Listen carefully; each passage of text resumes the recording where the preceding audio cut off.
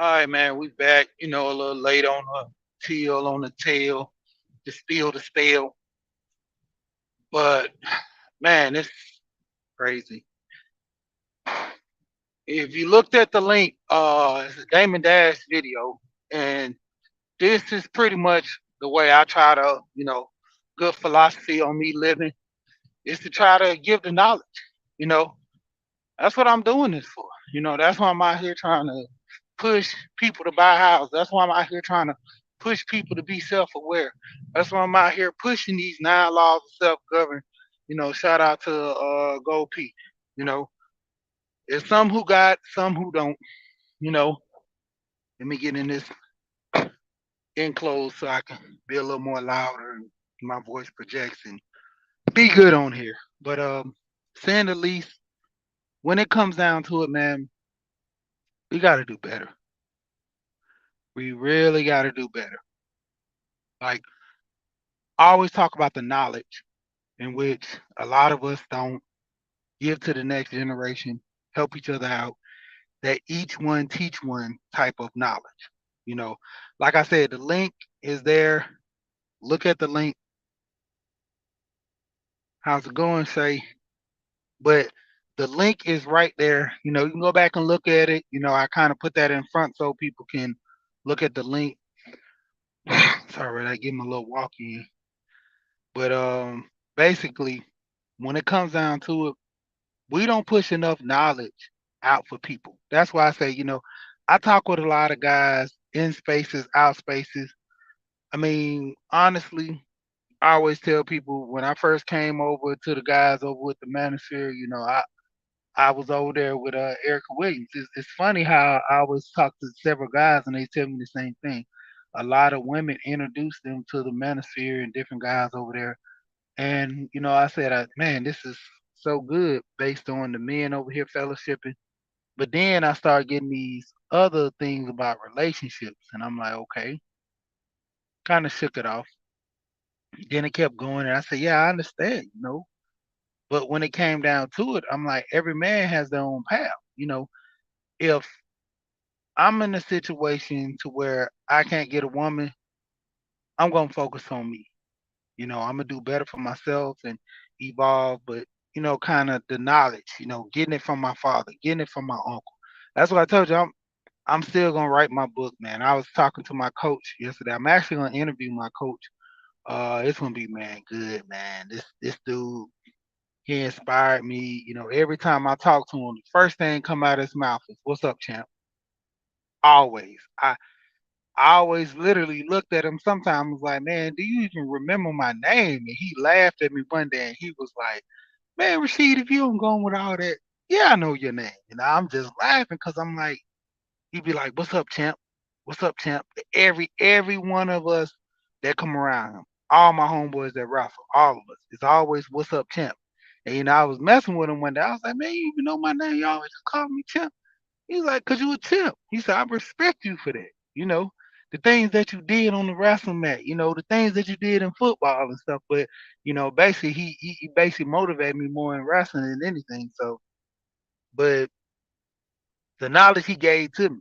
He passed on that knowledge with me being a man, me having the way how to always dress up, how he always told us wear ties and stuff. Even though he didn't wear ties, he said wear ties, be representable. You know what I'm saying? Respectfully, go out here and don't have like you have some class. Don't embarrass your parents. Because we go to tournament and sometimes we used to get wild. But the thing was, respecting your parents. So a lot of us didn't, carry that respect to a certain degree, and a lot of us did. The ones that did carry respect, they knew how to represent, you know.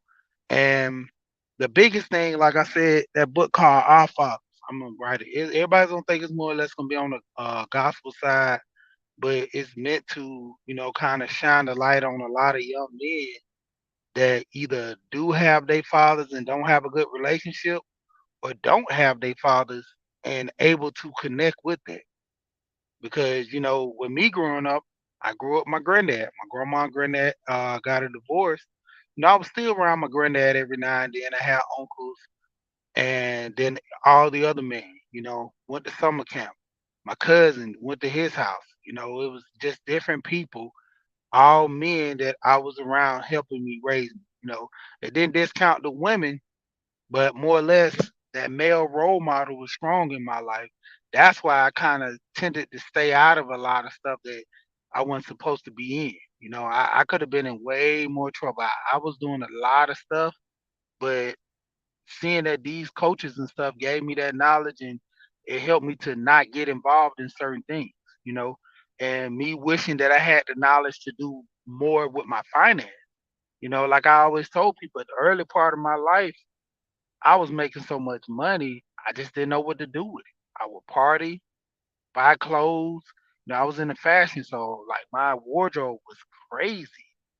But like I was telling my kids now, I'm like, I'm trying to get my kids to invest now. I'm like, one of my sons, like, they get crazy money for holidays and stuff.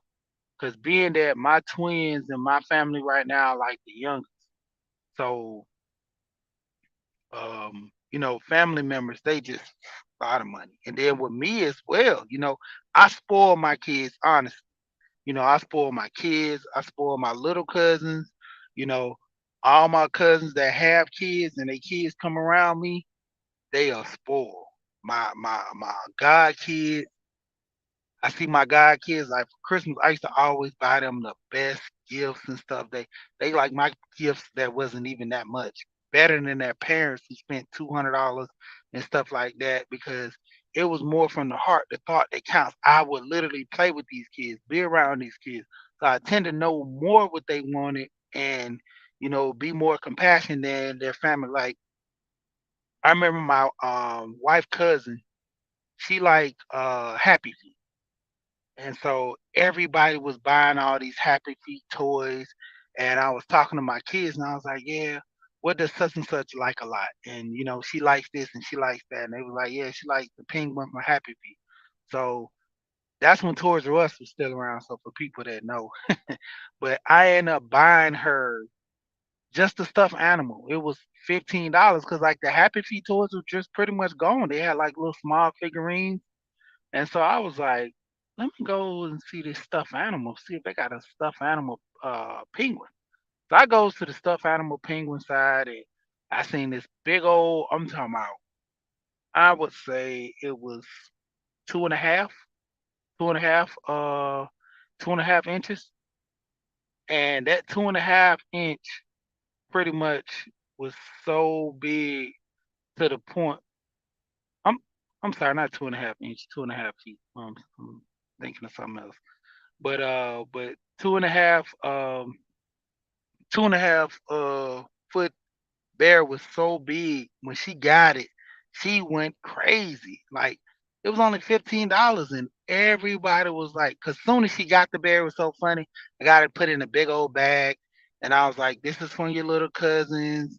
And I didn't put my name, my wife name on, it, just put my son and my daughter name on it. And soon as she popped it up and seen that big penguin, and all the kids looked at it and said, "Wow." She's like, "No, this mine." She literally ran out of the party room that they had for her. It was just funny. And it was like seeing that it brought so much joy to everybody. They was like, what in the world? Even one of the aunts, she was like, I spent $75 on this little toy set, this and that, because everybody knows she liked the Happy Feet. $75 on that toy set. That $15 bear gave us so much joy than anything, you know? And just that knowledge, that little bit of knowledge I got gave so much joy to her and everybody else, you know? And that's the whole thing, just peeping and homing in on, like my cousin when he was playing baseball and my aunt found out that the kids were teasing this one boy because he didn't have no cleats. And they gave him some old cleats that they had from previous kids that were wearing, but it's all tore up and beat up. And then the boy didn't really have no good shoes to walk around in school. And so my cousin came home, was telling his mom, was like, yeah, tell us like it ain't right. And he was about to fight some kid at practice because of the boy. And so my aunt was like, well, baby, some people just don't have money like that. She goes off and the same shoes she bought for my cousin, I think it was like a Sports Illustrated, a Sports Authority. names getting twisted. Sports Authority, and they go to the like Nike outlet. She paid $75 for these baseball cleats, and she seen a pair of shoes there too. And she was like, at that Nike store, she's like, these are the same shoes I bought my son at Sports Authority for $75. They got them in here for 20.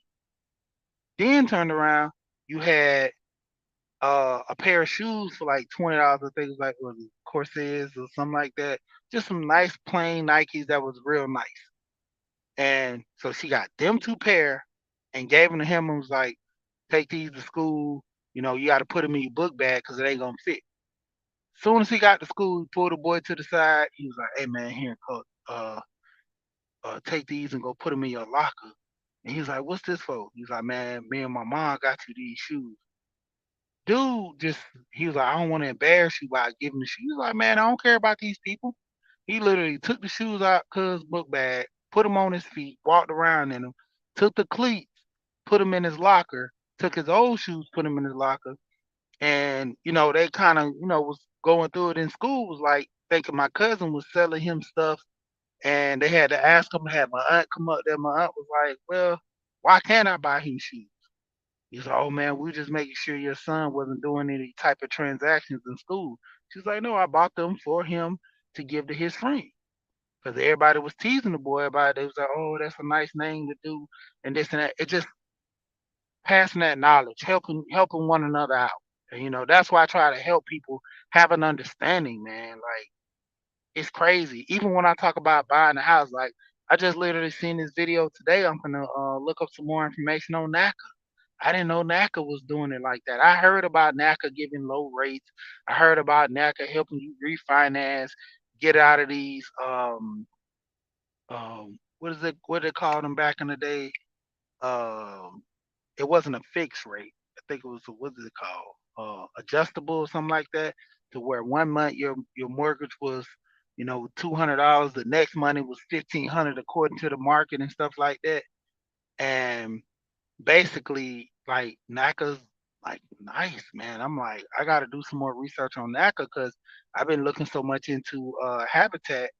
NACA, their program and buy a house. I got to look into Fannie Mae and looking at all these other things because my thing is buy more houses, getting the land. I want to pass this on to my kids, getting more life insurance.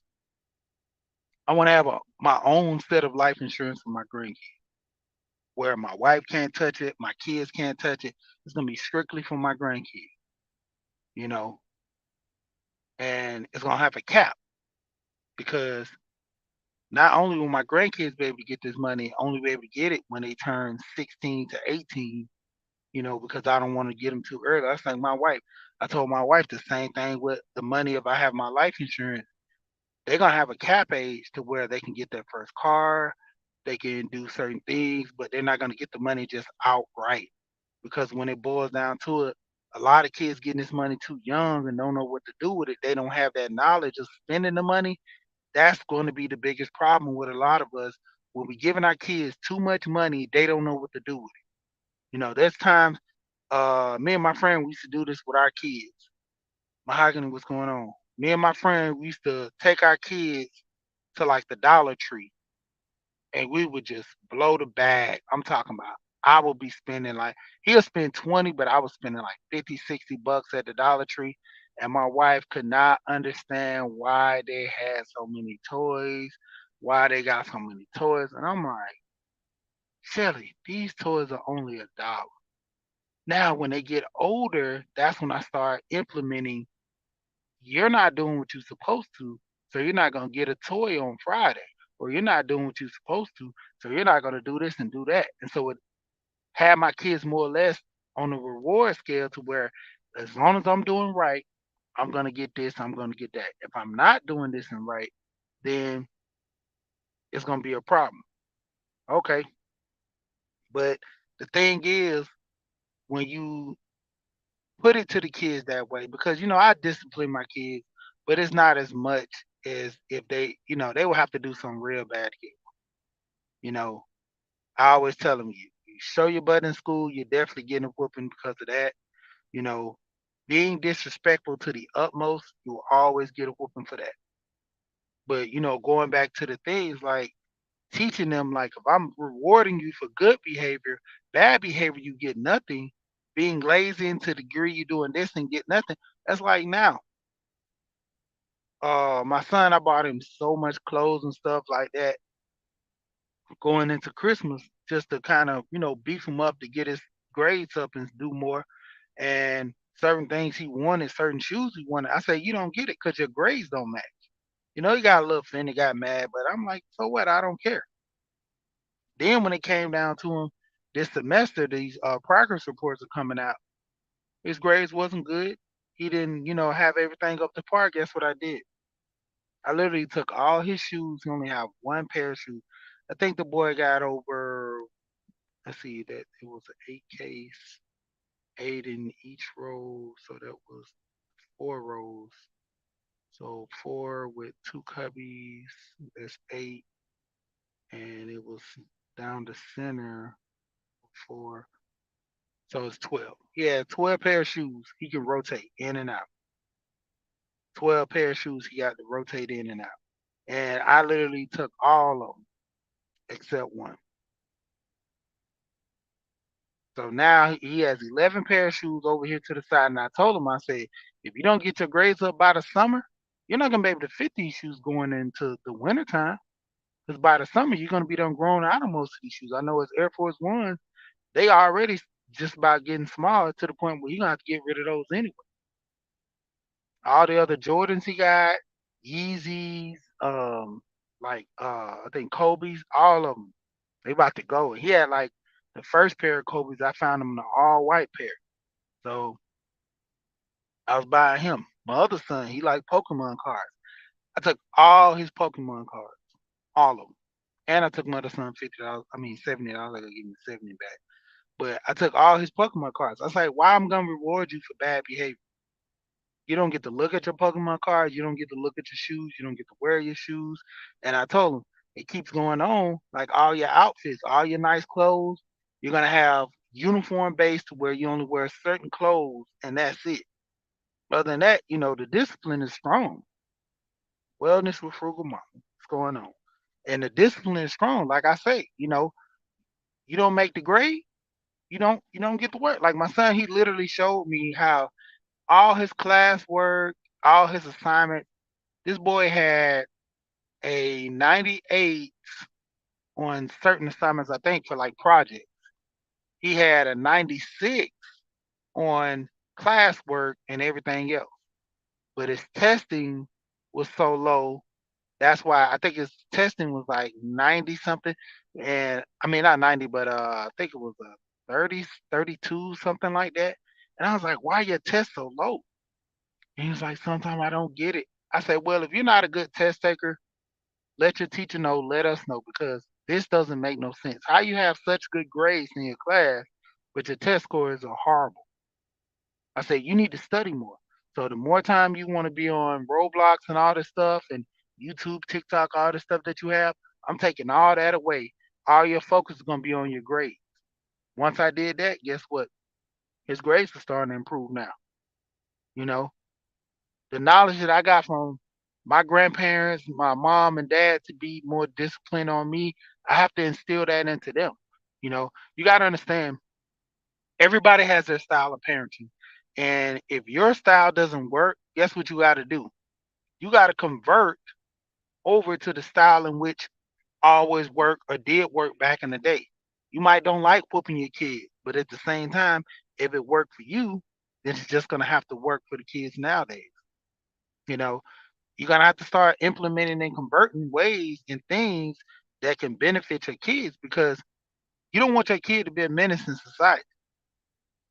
And that's one of the biggest things that everybody always talk about, how people are killing and how people are shooting, but the parents are not implementing discipline, so these kids are out here doing this stuff. Because why? There's no consequences. If I do something at home, if I break a plate and you don't discipline me for breaking the plate on purpose, even if it's an accident, is it still some need of talking to? If you break a plate, tell them to be careful.